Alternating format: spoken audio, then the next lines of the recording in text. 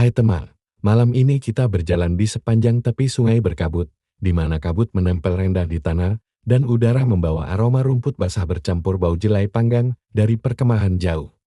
Sepatumu tenggelam sedikit ke dalam lumpur lembut, wilayah jubah biru sederhana diikat dengan sabuk rame, udara di antara kalian terasa tegang seperti tali busur di tangan para pemanah yang berjaga. Jarinya bergerak pelan penuh ketenangan.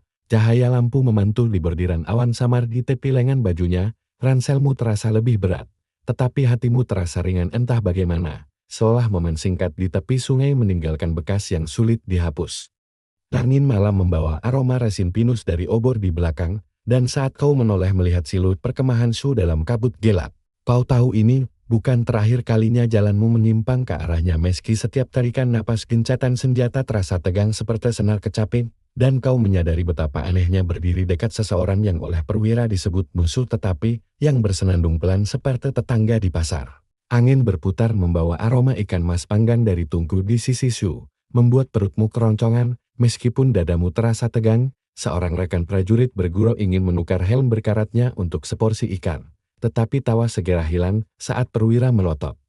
Kau tahu benar bahwa pertukaran semacam ini selalu syarat kecurigaan. Bahkan gerakan kecil bisa disalahartikan. Kau tetap tinggal sebentar, berpura-pura memeriksa tali baret yang longgar hanya untuk menatapnya. Sekali lagi, kabut tipis naik dari permukaan sungai, mengaburkan obor menjadi lingkaran cahaya samar. Sementara suara bangau malam bergema di atas air, ia menatapmu.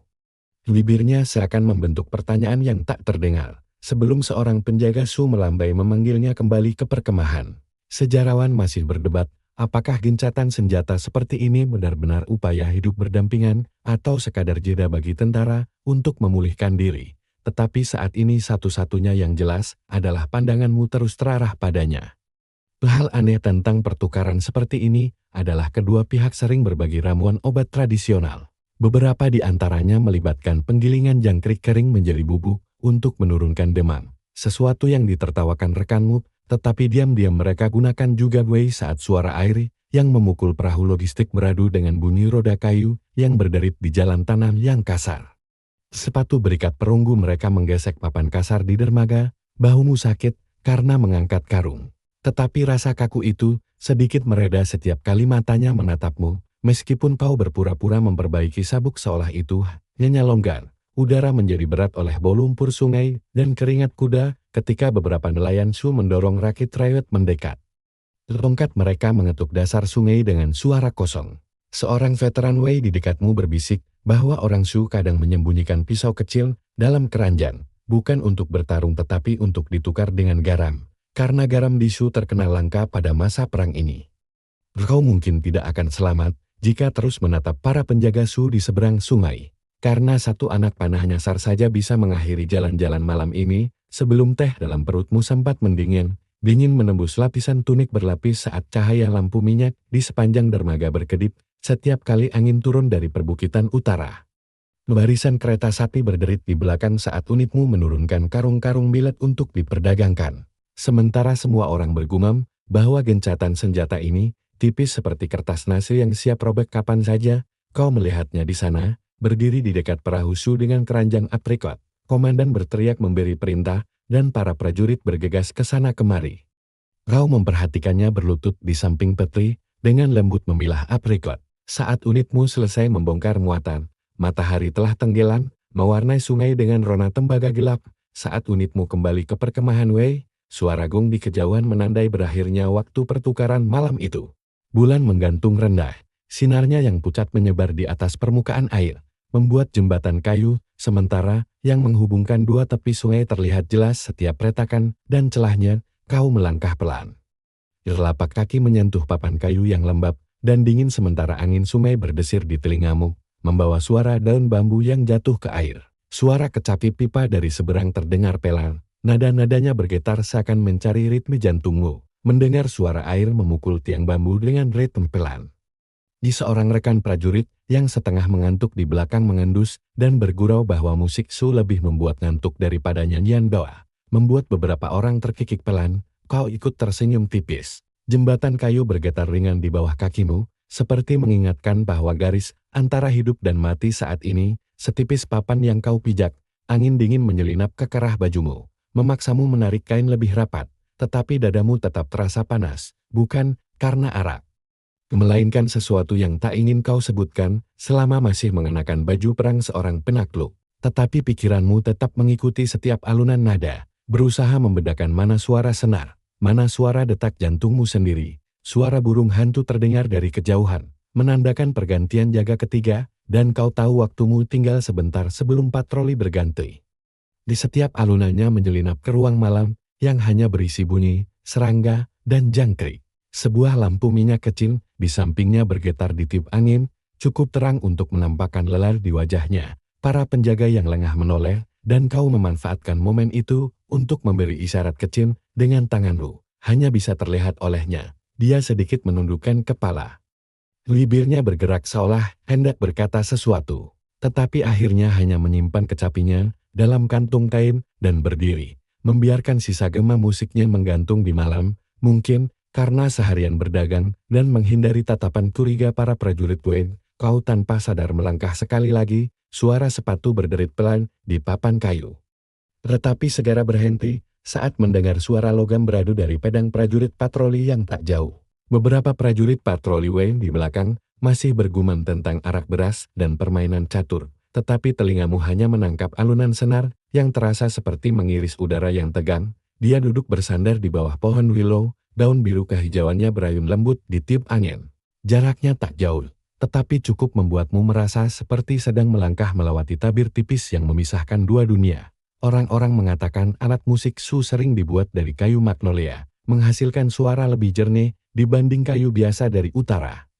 Dan bahkan beberapa jenderal W diam-diam pernah membeli beberapa untuk dijadikan hadiah bagi selir mereka. Sejarawan masih berdebat, apakah pertemuan rahasia seperti ini benar-benar sering terjadi di masa tiga kerajaan, atau hanya cerita yang dilebih-lebihkan kemudian. Tetapi saat kau berdiri di sini, semua perdebatan itu tak berarti karena setiap nada terasa menghantam dadamu. Setetes air dari atap jerami tua jatuh ke bahumu, mengingatkanmu bahwa hujan bisa turun kapan saja. Kau menarik napas panjang, aroma rumput basah, kayu lapuk, dan sedikit asap dupa dari kuil kecil di tepi sungai bercampur menjadi satu, menyeretmu kembali ke kenyataan. Tatapannya bertemu dengan tatapanmu, tanpa sapaan, hanya sekilas pandan yang cukup lama untuk membuat detak jantungmu meningkat. Kau sadar hanya perlu satu penjaga melihat. Semuanya bisa berakhir dengan rantai di pergelangan tangan, atau lebih buruk, satu anak panah di punggung. Saat perjalanan pulang, kau bergeser sedikit, bersandar pada pagar kayu rayot. Dia berhenti bermain kecapi, menatap langit, seolah sedang menghitung bintang untuk mengingat sesuatu. Suara riak dari tepian menandakan sebuah perahu kecil baru saja lepas dari dermaga. Kau berbalik saat langkah-langkah patroli terdengar semakin dekat. Bunyi genderang bertalu-talu dari gerbang kota menandakan dimulainya festival lentera. Cahaya keemasan memantul di setiap atap melengkung dan menerangi seluruh lapangan pasar di tepi kota. Kau mengenakan jubah kain coklat kusam ala pedagang, topi anyaman menutupi setengah wajah. Menyelinap di antara kerumunan warga Su yang ramai membawa keranjang berisi kue beras, berpadu dengan irama genderang. Saat sampai di tepi sungai, cahaya lentera memantul di permukaan air membentuk garis panjang. Angin sejuk membawa aroma bunga teratai dari tepian. Dia mendekat, tangannya memegang lentera yang belum dinyalakan, matanya menatap lurus sementara suaranya pelan dan singkat.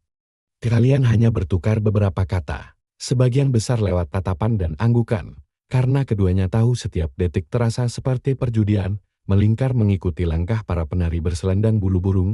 Seorang pemuda Su yang mabuk hampir menabrakmu, tertawa keras lalu berjalan terhuyung-huyung pergi.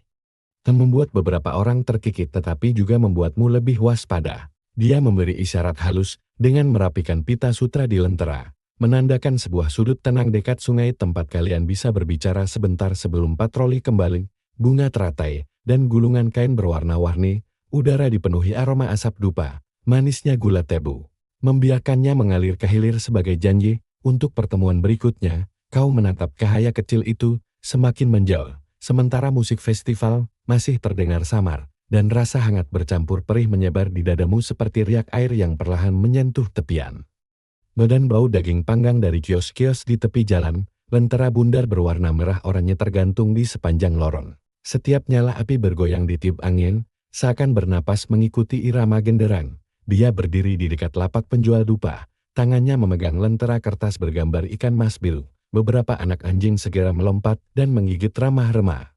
Membuat para prajurit tertawa sebelum kembali bersikap tegas. Kau memanfaatkan momen itu untuk mendekatinya. Berpura-pura memeriksa tali gantungan lentera, agar tak menarik perhatian. Rambutnya berbau ramuan herbal, mungkin dari bilasan bunga krisan yang disukai warga Su. Aroma yang mengingatkanmu pada ramuan penyembuh luka setelah pertempuran.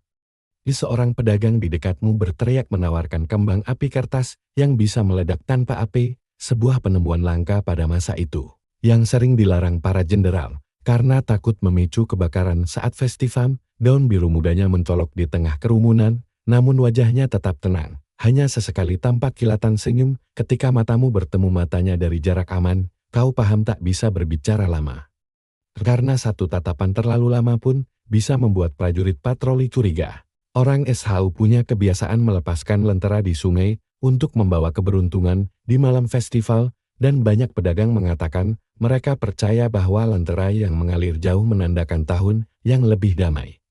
Para peneliti modern masih berdebat apakah tradisi ini benar-benar berasal dari kepercayaan rakyat atau hanyalah adat yang ditambahkan sejak dinasti Han. Namun di tengah suasana yang gemerlap ini, tak ada yang peduli pada perdebatan itu. Seorang anak kecil berlari, menabrak baki berisi kue kacang. Suara seruling bambu mulai mengalun, kau bergerak menembus kerumunan, suara teriakan, tepukan tangan, dan musik berpadu menjadi gelombang riuh. Dentang gong dari kejauhan, menandakan pergantian jaga, memaksamu mundur sebelum obor-obor menyinari jalan menuju perkemahan Wei. Dia menyalakan lentera bergambar ikan mas, meletakkannya di permukaan sungai. Suara trompet dari arah perkemahan terdengar, menandakan kabar baru tentang kampanye militer yang akan segera dimulai. Bisikan menyebar di seluruh tenda. Pada malam itu, seorang rekan terkekeh menceritakan cerita rakyat bahwa warga Su sering membawa kulit jeruk kering untuk mengusir roh jahat saat mengungsi, sesuatu yang kerap ditertawakan tentara Wei. Namun sesekali mereka tiru. Meski hanya terlihat sebagai bayangan samar di bawah sinar bulan, sebuah rencana berputar-putar di kepalamu, mencari tanda, cara untuk memberi peringatan, agar dia dan warga desanya bisa lari tepat waktu. Namun setiap ketukan genderang semakin keras, setiap langkah prajurit mendekat, seolah menyeretmu menjauh dari semua pikiran selain perintah. Saat barisan mulai terbentuk, suara panggilan prajurit menggema di dataran, berpadu dengan dentingan logam senjata. Kau diam-diam menyesuaikan tali busur, berbisik pada dirimu sendiri bahwa jika ada kesempatan, kau akan menemukan cara untuk memberitahu, terutama ketika bermalam di dekat kuburan. Membawa bau obu dari api unggun lama, membuat matamu perih. Seekor burung hantu melintas, suaranya terdengar nyaring di tengah kegelapan. Para prajurit menganggapnya pertanda baik, tetapi dadamu terasa semakin berat saat barisan mulai bergerak. Langkah-langkah menghantam tanah dingin membentuk irama yang teratur, seperti ketukan yang menegaskan bahwa kau harus memilih segera sebelum jalan ini tak lagi memiliki titik kembali. Kau hanya mengangguk pelan tanpa menjawab. Pikirannya sibuk mencari cara untuk memperingatkannya tanpa ketahuan, seperti angin yang menyusup di antara pepohonan pinus. Glau duduk di kursi kayu tua. Kedua tangan menggenggam erat peta yang terbentang di depannya. Dengan garis merah yang menunjukkan jalur serangan menuju wilayah Su, bau asap dari dapur tentara bercampur dengan aroma daging asin, membuat udara terasa berat dan sesak. Beberapa rekanmu mengunyah roti kering sambil berbicara tentang rencana membakar lumbung padi Su untuk memaksa warga menyerah. Suara mereka terdengar seolah membicarakan perburuan biasa di hutan. Bayangan wajahnya terlintas di benakmu dengan ketenangan saat memegang keranjang aprikot, dan desanya di kaki gunung yang ia sebut Truman. Kenyataannya, tentara Wei kerap menggunakan taktik bumi hangus untuk memutus pasokan pangan, sesuatu yang tercatat dalam banyak pertempuran. Meski sejarawan masih berdebat, apakah semua tindakan itu benar-benar diperintahkan oleh jenderal atau kadang hanya inisiatif prajurit. Apapun alasannya, hasil akhirnya hampir selalu sama. Desa-desa berubah menjadi abu dan penduduk dipaksa mengungsi. Kau tahu betul jika rencana ini berjalan, tempat tinggalnya sulit bertahan. Angin malam menyelinap melalui celah kain tenda, membuat nyala lampu minyak di atas meja berkelip. Di luar, derap kaki kuda menggema. Pasukan kavaleri bergerak, perwira komandan memasuki tenda, suaranya berat dan tegas, memerintahkan semua untuk bersiap berangkat sebelum fajar. Kau menarik sabuk lebih erat, mengangguk pada perintah. Tetapi hatimu terasa seolah ada batu besar menekan. Saat melangkah keluar, langit malam tampak kelabu. Bulan tertutup awan. Hanya beberapa obor berjejer di sepanjang jalan tanah. Bau resin pinus terbakar terasa tajam di udara. Sementara suara genderang perang menggema, seolah mengingatkanmu bahwa waktumu semakin sedikit. Kau menatap ke arah kaki gunung tempat desanya berada. Angin malam bertiup kencang. Langit belum sepenuhnya terang. Kabut tebal menyelimuti lereng bukit saat kau diam-diam membuka tutup sebuah kotak kayu kecil yang kau sembunyikan di balik jubah. Di dalamnya, ada sehelai sapu tangan bersulam bunga pelut, menyelipkannya kembali ke jubah. Merasa seakan ikut menyembunyikan hatimu bersamanya, jarimu menyentuh setiap jahitan di sapu tangan itu. Setiap benang terasa menghangatkan meski udara menggigit. Merasakan detak jantungmu berpadu dengan langkah kaki, harus lebih hati-hati dari sebelumnya jika ingin tetap memiliki jalan keluar. Untuk kalian berdua, kau menggenggam erat saku jubah tempat kotak kayu itu tersimpan. Diselimuti kabut bagaikan mantel tebal, menyadari bahwa sejak saat ini, setiap gerakan, setiap pandangan, kau menatap puncak gunung yang jauh, dan berbisik pada dirimu sendiri bahwa jika keadaan menjadi buruk, meski harus dituduh desersi, atau lebih buruk lagi, seekor kunang-kunang melintas di dekat lampu tanda, kau akan pergi ke rumah kayu di tepi sungai itu.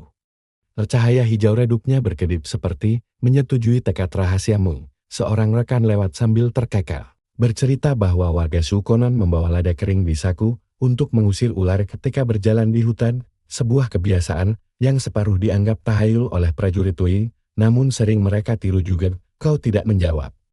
Tak hanya menarik tali jubah lebih erat sambil menggenggam gagang belati di pinggang, dengan aroma herbal yang lembut, dan sepucuk surat yang ditulisnya dengan tinta hitam yang rapi. Tulisan miring itu menceritakan tentang tempat persembunyian dekat Gunung Emei, sebuah rumah kayu tua yang ditinggalkan di tepi sungai kecil, tempat warga desa bisa berlindung jika peperangan meluas. Angin pagi yang dingin menyusup di sela-sela jari. Membuat kertas itu bergetar ringan saat kau membacanya. Di luar, kokok ayam dari desa-desa jauh terdengar samar, bercampur dengan derap kaki kuda dari regu pengintai yang meninggalkan perkemahan. Rekan-rekanmu sibuk memeriksa pedang, tombak, dan ransum kering. Komandan memanggil seluruh pasukan untuk berkumpul. Angin dari lembah membawa aroma resin pinus dan suara lonceng kuil dari kejauhan. Kau berdiri dalam barisan, telinga mendengar instruksi yang biasa, tetapi pikiranmu hanya tertuju pada Gunung Emei. Setiap langkah kaki yang menekan tanah basah terasa seperti mengukir pertanyaan baru. Apakah kau akan berani meninggalkan barisan untuk memberi peringatan sebelum terlambat? Tak ada yang memperhatikan tatapanmu yang terpaku pada baris-baris tulisan di surat itu.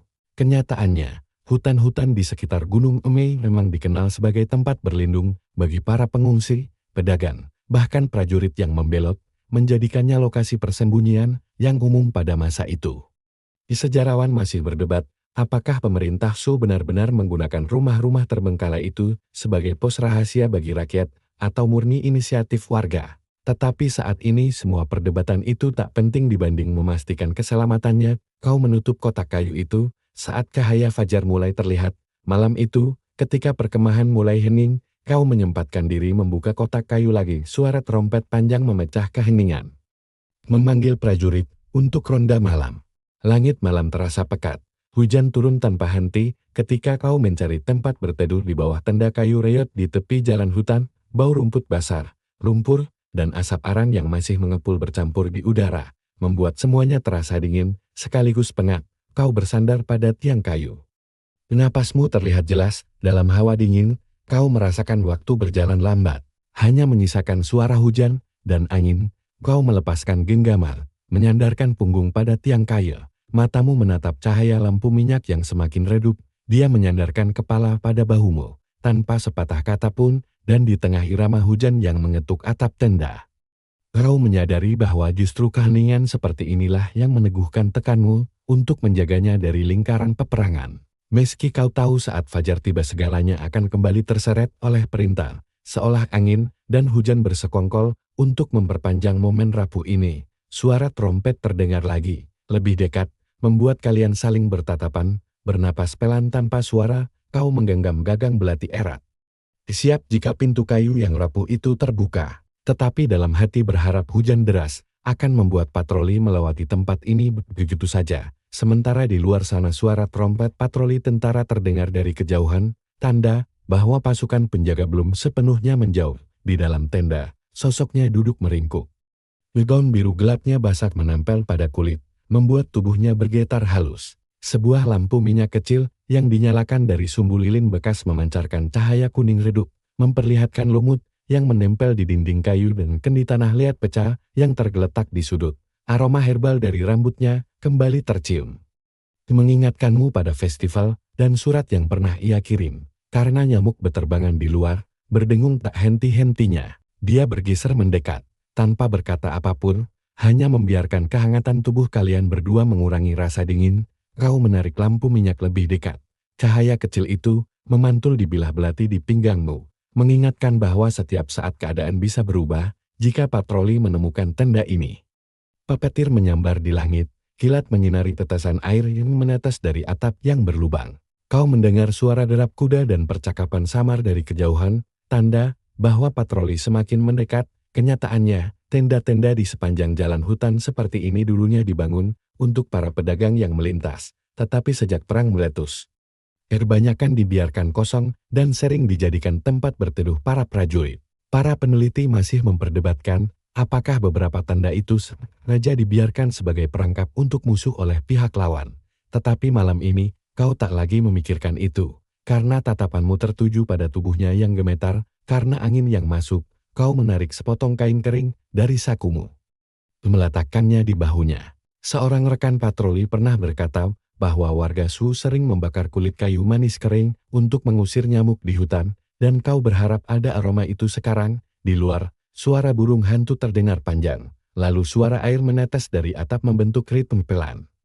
Langkah-langkah itu akhirnya menjauh. Langit baru saja memucap ketika teriakan alarm dari benteng menggema. Suara gong bertalu-talu menembus kabut pagi. Kau terbangun, tanganmu belum lepas dari gagang pedang, ketika teriakan dan dentuman datang dari arah gerbang utama. Sekelompok pasukan pengintai Su menyerang secara tiba-tiba.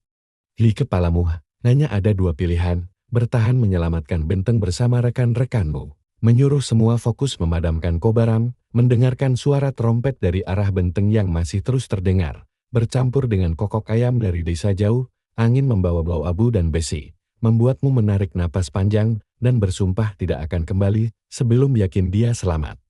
Gagang pedang kau genggam erat, jarimu berlumur lumpur dan darah, lalu kau berlari menapaki jalan tanah licin, meninggalkan teriakan dan nyala api yang perlahan melahap kamp prajurit, dan kau memanfaatkan kekacauan itu untuk menyelinap ke arah jalan setapak di sisi barat. Bau asap menempel di jubah, matamu perih saat melewati pagar bambu yang roboh. Kau tahu waktumu tak banyak sebelum kedua pasukan mengirim pasukan pengejar. Setiap langkah yang menghantam dedaunan basah terasa seperti mengukir keputusan dalam tanah, bahwa kali ini perintah militer harus tunduk pada janji diam yang kau buat untuk hatimu sendiri. Di kejauhan, pohon-pohon di sepanjang jalan menuju desanya terlihat samar di bawah cahaya fajar yang redup. Atta nekat meninggalkan pertempuran untuk memperingatkannya agar dia dan warga desanya bisa melarikan diri. Sebelum pasukan Wei melancarkan serangan balasan, suara dentingan pedang seperti genderang yang memaksa keputusan segera. Anak panah menancap dalam di gerbang kayu. Api berkobar dari gudang jerami di sisi selatan, asap dan abu berputar di udara. Bau hangus membuat tenggorokan terasa perih. Saat kau berlari keluar tenda, rekan-rekanmu berhamburan. Perisai dan tombak mereka berbenturan. Sementara seorang penunggang kuda jatuh dari pelana terkena tombak yang muncul dari balik kegelapan. Kau tahu, jika ini berlarut, seluruh benteng bisa berubah menjadi lautan api. Fakta yang jarang diketahui adalah pasukan pengintai Su sering membawa minyak tar dalam kantung kulit, bukan hanya untuk membakar gudang, tetapi juga untuk menciptakan kepanikan. Sejarawan hingga kini masih berdebat apakah serangan-serangan ini bertujuan murni menghancurkan persediaan atau hanya sebagai provokasi. Tetapi saat ini tak ada waktu memikirkannya. Karena teriakan dan bau darah sudah bercampur menjadi satu, kau bergabung dengan barisan prajurit, menangkis satu tebasan sebelum membalas dengan tusukan cepat. Tetapi pandanganmu terus melirik ke arah jalan menuju desanya. Seorang rekan berteriak bahwa gudang utama hampir tersambar api.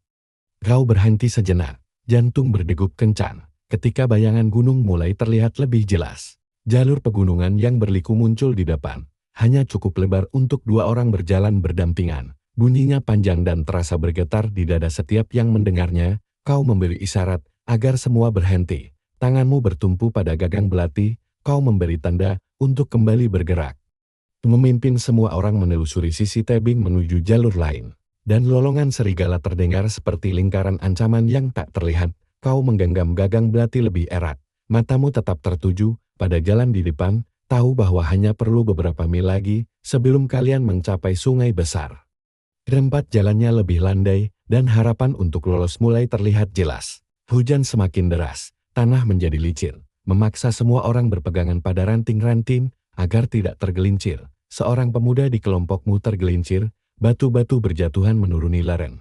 Tetapi untungnya tidak menarik perhatian siapapun, kau menariknya berdiri. Lalu melanjutkan perjalanan melewati hutan yang semakin gelap. Kenyataannya, daerah sekitar Gunung Ume pada masa 3 kerajaan memang terkenal dipenuhi serigala dan harimau, sehingga kafilah dagang biasanya membawa anjing penjaga untuk memberi peringatan. Sejarawan hingga kini masih berdebat apakah anjing-anjing itu benar-benar terlatih untuk mengusir binatang buas atau lebih banyak mengandalkan api dan suara pukulan logam. Tetapi malam ini kau hanya memiliki sebilah belati dan beberapa potong kayu kering, dengan tebing curam di satu sisi dan hutan pinus gelap di sisi lain. Kau memimpin dia dan sekelompok kecil warga desa berjalan pelan, sandal jerami basah kuyup. Suara langkah mereka menyatu dengan desiran angin yang melewati dedaunan di langit. Awan kelabu berputar, bulan tertutup sepenuhnya, hanya meninggalkan cahaya samar yang memantul di jalan setapak yang licin. Sesekali, ranting kering patah di bawah pijakan seseorang. Suaranya terdengar nyaring dan membuat semua orang terkejut. Dari kejauhan, suara lolongan serigala menggema di antara lereng berbatu. Seorang lelaki tua dari kelompok itu mengeluarkan lonceng kecil dari kantong kainnya, mengatakan bahwa jika dibunyikan terus-menerus, serigala akan menjauh karena takut suara logam. Seorang rekanmu dulu pernah menertawakan cara ini, tetapi kau memilih mengangguk, sebab lolongan itu semakin mendekat. Dia berjalan rapat di sampingmu, gaun biru kehijaunya basah menempel di kulit. Napasnya teratur meski tangannya sedikit bergetar. Matamu mencari ke sekeliling, hingga menemukan celah batu yang cukup besar untuk seluruh kelompok bersembunyi, jika keadaan memaksa. Tiba-tiba, suara derap kuda terdengar dari bawah lereng, kemungkinan besar dari pasukan patroli yang mencari jejak orang asing. Kau segera memberi isyarat agar semua berjongkok, menahan napas di antara semak pakis yang basah dingin. Dari atas, kau melihat cahaya obor bergerak, titik-titik api berkedip seperti nyala api hantu. Disertai suara dentingan logam dari senjata, jantungmu berdetak keras. Ritmenya hampir menenggelamkan suara hujan yang mulai turun perlahan setelah pasukan patroli itu menjol di tengah kegelapan pekat.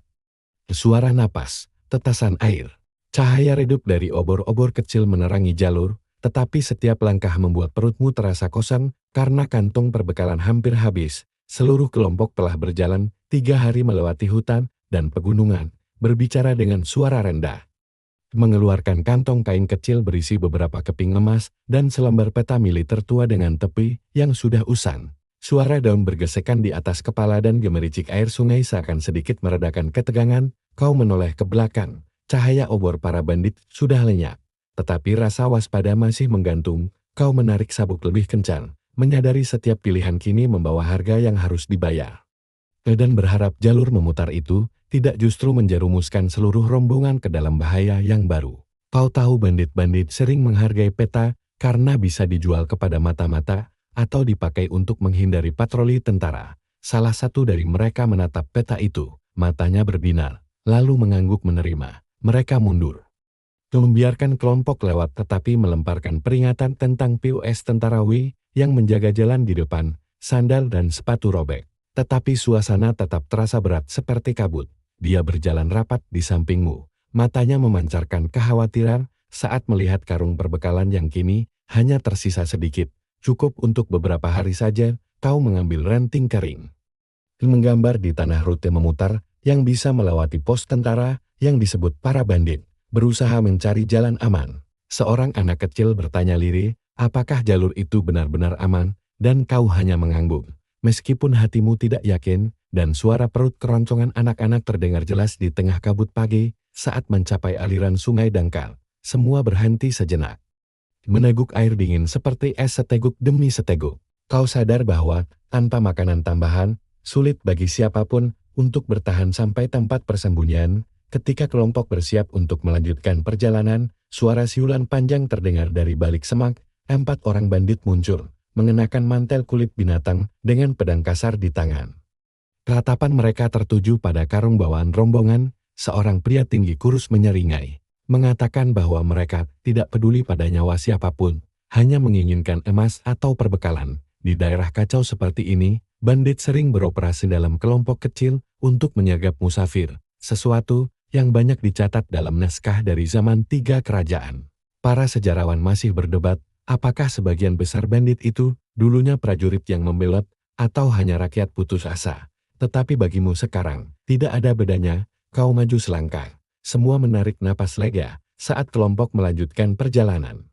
Seluruh rombongan berjalan sepanjang hari, melewati ladang-ladang terbengkalai dan parit-parit kering, tetapi seringkali hanya menjadi siasat agar salah satu pihak dapat memperkuat pasukan. Para sejarawan hingga kini masih memperdebatkan apakah perjanjian-perjanjian itu benar-benar memiliki nilai jangka panjang atau sekadar kedok untuk ambisi politik. Kau mendengarkan kabar itu di tengah suara rintik hujan yang jatuh di atap daun warung teh. Cahaya bulan samar menembus awan, menyoroti bayangan ranting bambu yang bergoyang seperti tangan-tangan panjang. Kau berjalan di depan, telingamu peka pada setiap desir angin dan suara serangga. Sementara di kepalamu satu pertanyaan terus berulang, apakah gencatan senjata yang akan datang benar-benar bisa menyelamatkannya, atau hanya lapisan tipis sebelum segalanya kembali meledak. Sementara aroma teh herbal panas bercampur dengan bau tanah basah, seorang prajurit tua yang duduk di dekatmu tertawa pahit, mengatakan bahwa ia pernah menyaksikan sebuah perjanjian damai berakhir hanya setelah 7 hari, ketika Jenderal Wei diam-diam mengerahkan pasukan merebut perbukitan, hingga kabar tentang perundingan damai yang akan datang sampai ke telingamu, tetapi bibirnya tetap tegang karena kecemasan.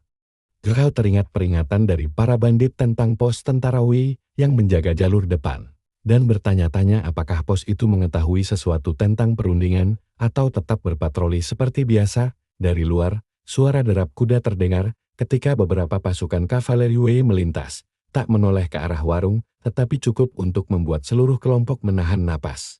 Kau mengetuk tepi meja dengan jari, sebagai isyarat diam, dan dia hanya mengangguk pelan. Kau tahu bahwa meski ada perundingan damai, para komandan ambisius di kedua pihak akan tetap mencari cara memperpanjang perang demi merebut wilayah, dan perjanjian apapun bisa saja dilanggar sewaktu-waktu.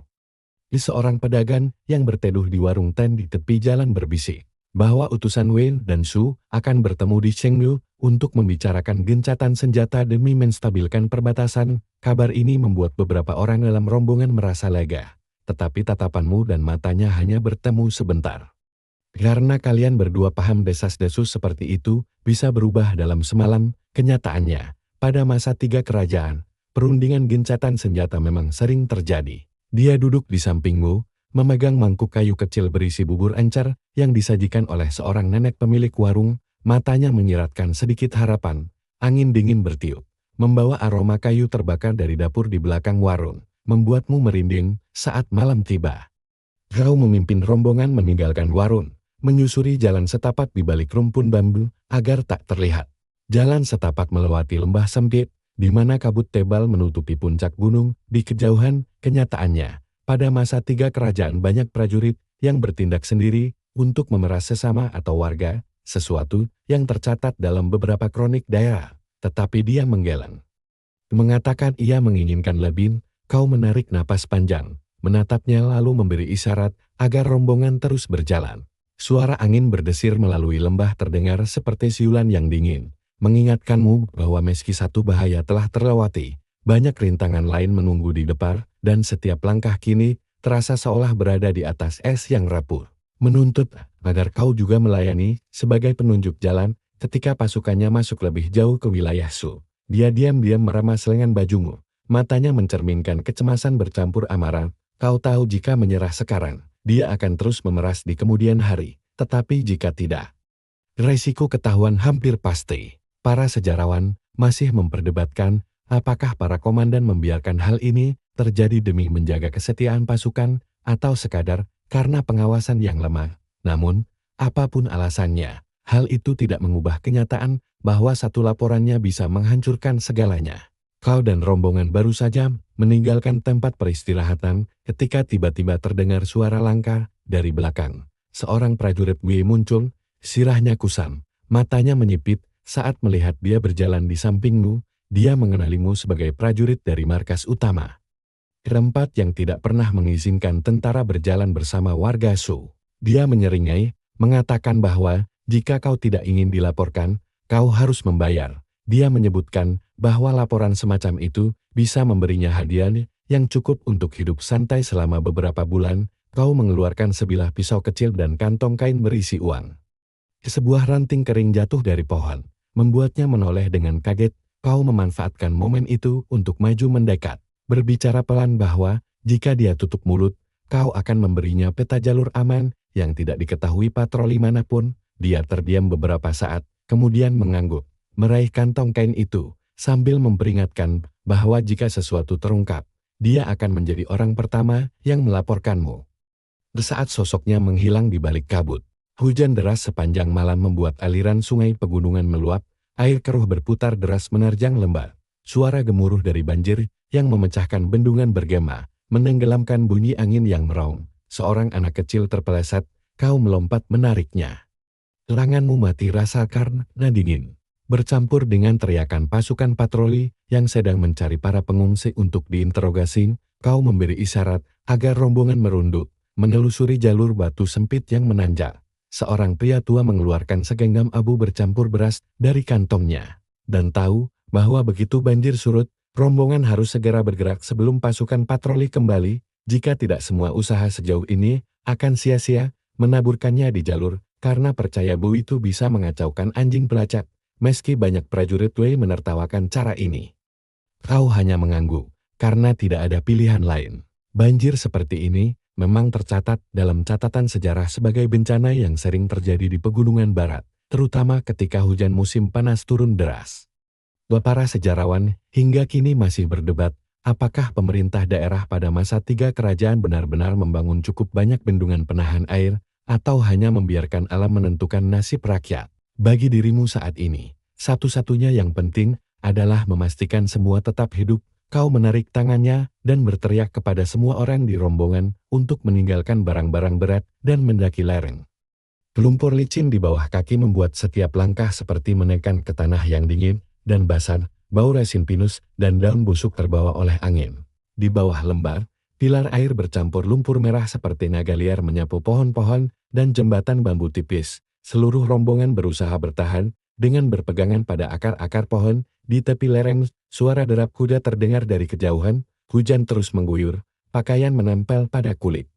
Hawa dingin menusuk tulang. Kau menuntunnya melewati bebatuan licin, merasakan tangannya yang dingin memekut, tetapi tetap menggenggam erat di atas. Sebuah gua terbuka, cukup luas untuk seluruh rombongan beristirahat sementara, dan kau memimpin semua masuk ketika suara gemuruh banjir masih terdengar di bawah. Dalam kegelapan samar gua, hanya ada suara napas terengah dan suara hujan yang bergema dari luar. Kau mendengarkan detak jantungmu berpadu dengan ritme hujan. Saat banjir mulai surut dan langit perlahan cerah, rombongan melanjutkan perjalanan melalui jalan tanah licin menuju sebuah desa kecil yang tersembunyi di lereng bukit. Keluarganya sudah menunggu di sana. Seorang bibi tua keluar menyambut dan berbisik tentang sesuatu yang membuat dadamu terasa berat. Mereka ingin kalian segera menikah, agar hubungan ini tidak lagi dianggap melanggar aturan. Karena jika tidak, desas-desus bisa menyebar dan membuat dia serta keluarganya dalam bahaya. Kau tahu ini bukan perkara mudah. Pada masa tiga kerajaan, pernikahan antara orang dari dua kubu yang berseberangan hampir selalu diawasi. Kadang bahkan memerlukan persetujuan dari komandan setempat untuk menghindari tuduhan pengkhianatan. Bawalah dia pergi dari wilayah ini sebelum tentara turun tangan. Di luar, suara ayam berkokok dan rintik hujan mulai reda, tetapi udara di rumah terasa semakin berat. Kau menyentuh tangannya perlahan, berjanji akan menemukan jalan, entah melalui cara resmi atau jalur tersembunyi, asalkan dia dan keluarganya tetap selamat. Para sejarawan masih berdebat, apakah pernikahan semacam ini lebih sering dijadikan alat politik ketimbang karena cinta sejati. Tetapi bagimu sekarang, Semua alasan itu tidak berarti dibanding keselamatannya di dalam rumah kayu. Suara tetesan hujan dari atap jerami dan suara kayu terbakar berderak di tungku terdengar seperti irama yang mengingatkan waktu terus berjalan. Dia duduk di samping meja. Di jemarinya menyentuh sapu tangan bersulam yang sudah usang. Tatapannya memantulkan harapan bercampur kecemasan. Karena waktu tidak akan lama sebelum kedua kubu mulai memperhatikan setiap orang asing yang melintas. Kau diam-diam memikirkan rencana untuk meminta izin pada komandamu. Tetapi bayangan tatapan curiga dan pertanyaan tentang kesetiaan langsung terlintas. Satu langkah yang salah bisa membuatmu kehilangan pangkat, bahkan nyawa. Bibinya menyerahkan kantong kain kecil berisi beberapa keping perak dan berpesan bahwa jika perlu, saat senja turun, langit kelabu menebarkan rasa cemas seperti selimut tebal. Suara kentongan kuil terdengar dari kejauhan, setiap dentangnya seolah mendesakmu untuk segera memilih jalan. Di jalan setapak yang mengarah keluar desa, seorang utusan Wei muncul, mengenakan jubah hitam dengan wajah tersembunyi di balik tudung. Dia memberi isyarat agar kau memisahkan diri dari rombongan, dan diam-diam mengikutinya menuruni lereng sempit yang sepi. Kenyataannya, pada masa tiga kerajaan, banyak utusan atau pejabat militer yang diam-diam bernegosiasi dengan penduduk setempat, menjanjikan perlindungan sebagai ganti kesetiaan, sesuatu yang tercatat dalam beberapa catatan sejarah perbatasan. Para sejarawan masih berdebat, apakah perjanjian semacam itu benar-benar memberi keamanan jangka panjang atau sekadar siasat sementara untuk mendapatkan informasi dan sumber daya. Menatap ke arah desa di mana asap dapur mengepul.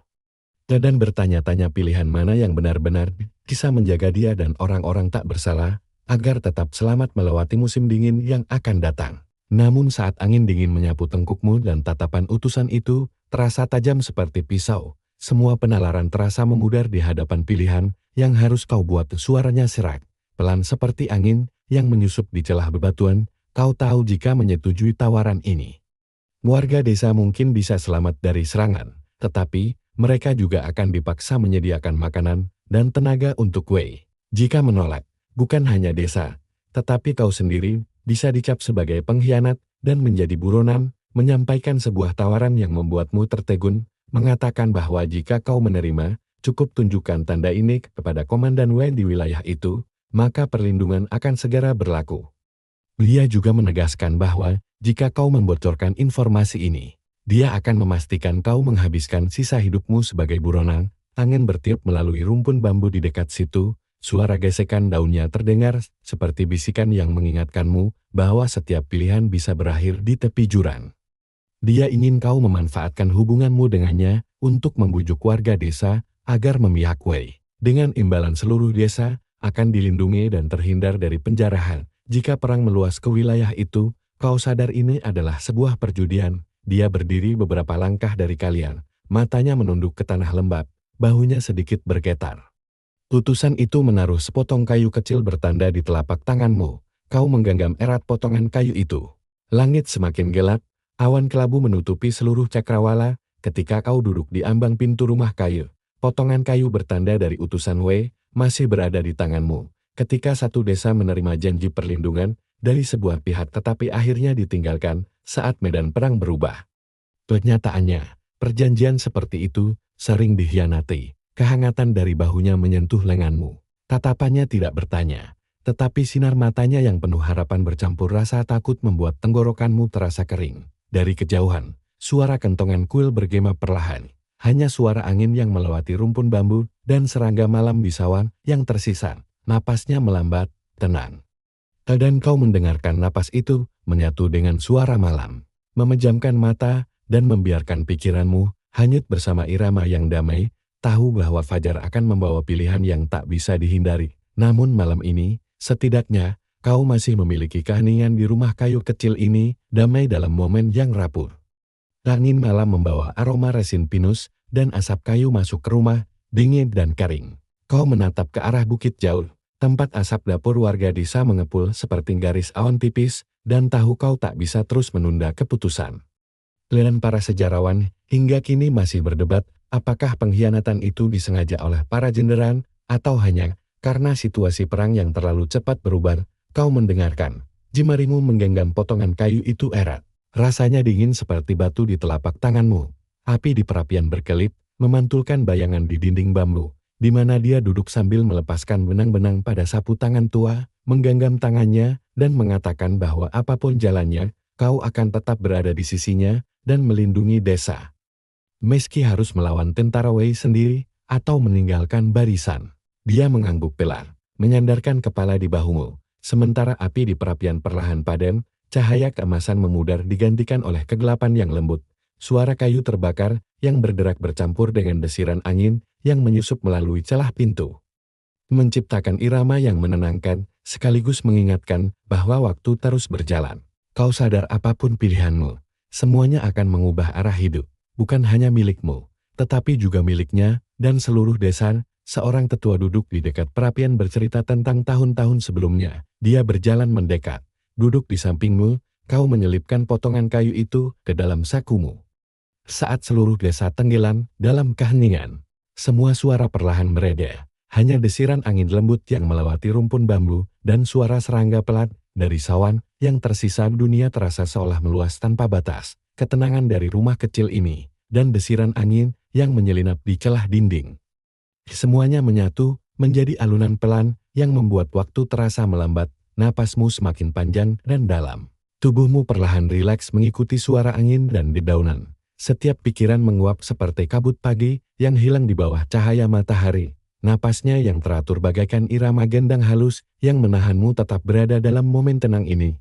Api di perapian kini hanya menyisakan bara merah. Cahaya keemasannya menyapu lantai kayu, napasnya, dan desiran angin. Merasakan tubuhmu menjadi ringan seolah terapung di permukaan air yang tenang. Tak ada perang, tak ada pilihan berat yang membebani. Hanya ada satu malam panjang untuk beristirahat dan memulihkan diri. Menyiapkan segalanya untuk hari esok dengan hati yang tenang dan tidur yang dalam, damai. Memberikan rasa hangat yang menenangkan. Membuat kelopak matamu terasa semakin berat setiap detiknya. Kau merasakan kehangatan dari genggaman tangannya, kau membayangkan awan-awan bergerak perlahan di langit, melayang tanpa suara, membawa semua kecemasan pergi dari pikiranmu. Suara kentongan kuil di kejauhan menyatu dengan ritme napasmu, mengingatkanmu bahwa waktu tetap berjalan. Tetapi tanpa rasa tergesa, hanya menjadi arus yang mengalir lembut. Saat kelopak matamu tertutup, kau membiarkan pikiranmu melayang bersama suara malam.